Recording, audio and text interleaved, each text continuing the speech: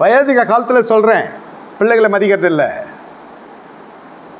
ஆமாம், போய் எல்லாம் தெரிஞ்ச மாதிரி போய் லேண்டு வாங்கிறது. அவன் வாயில் சொல்லும், அந்த அப்புறம் மெயின் ரோட்டில் வந்து கல் தூக்கி போட்டால் அந்த இடம் போயிடும். போகலன்னு என்ன செருப்பால் அடிக்கணும் ஒருத்தன். அந்த மாதிரி இங்கே மெயின் ரோட்லேருந்து கல்லை போட்டால் உங்கள் நிலத்தில் விழும். எவ்வளோ வேகமாக வீசிட்டாலும் அது விழுந்துடும் உங்கள் லேண்டு, அவ்வளோ பக்கத்தில் இருக்குது.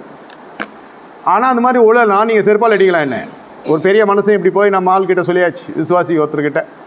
நம்ம விசுவாசியும் செருப்பால் அடிக்கலாம்னு நினச்சிக்கிட்டு வாங்கிட்டார்.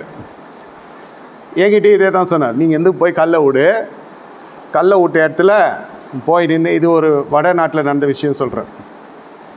கல்லை விட்டினா அந்த கல் எங்கே விழுதோ அது என் லேண்டு. நானும் போய் கல்லை விட்டேன். உண்மையிலே நடந்துச்சு. இது கல்லை விட்ட இடத்துல போய் நின்று லொக்கேஷன் அனுப்பிச்சேன், எல்லாம் கரெக்டு. கிர்ன்னு சத்தம் வருது. என்னன்னு பார்த்தா மேலே ஹைப்பர் டென்ஷன் ஒயர் போகுது. அடா படுவாங்களா, கீழே பார்த்து வாங்கினிய லேண்டு மேலே பார்த்தியா நீ?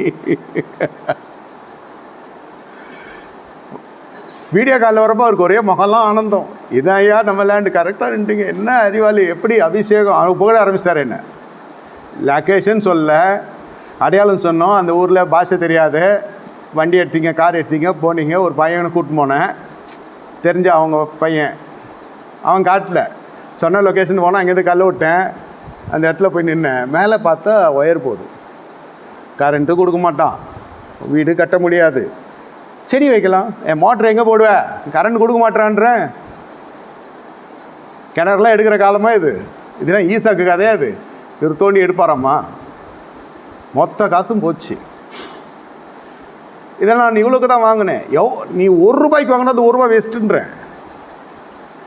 ஒரே ₹10 கொடுத்து தான் நீ வாங்கியிருந்தா கூட அந்த ₹10 வேஸ்ட்டு. அதுவே பல லட்சம் ஆச்சு. நான் சொன்னேன், இதுக்கு நீ அதை செஞ்சுருக்கலாம் இல்லையா? வேறு இன்வெஸ்ட்மெண்ட் எவ்வளோ இருக்குது, அது பண்ணியிருக்கலாம் இல்லையா? பசங்கள்லாம் சேர்ந்து கை தட்டி விசில் அடித்து சிரிச்சானுங்க, பெத்த பசங்க.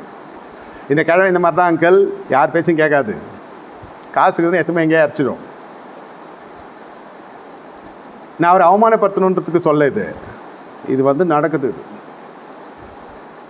இன்றைக்கி உலகம் முழுவதும் இது நடந்து கொண்டிருக்குது. எந்த ஆவி நடத்துது இது? வட இந்தியா ஊழியத்துக்கு போவோம், தென் இந்தியா ஊழியத்துக்கு போவோம், கிராமத்துக்கு போவோம், பீகாருக்கு போவோம், பாட்னாவுக்கு போவோம், ஹரியானாவுக்கு போவோம். போகாத இடமே கிடையாது. ஆனால் பிள்ளைங்க கிட்ட வண்டி போகாது. இது ஒரு ஆவி, இது தனித்து இருக்கும், லேகியோன் மாதிரி. யாரும் கிட்டே போக முடியாது. I am standing on my own leg சொல்கிறாங்க இல்லையா?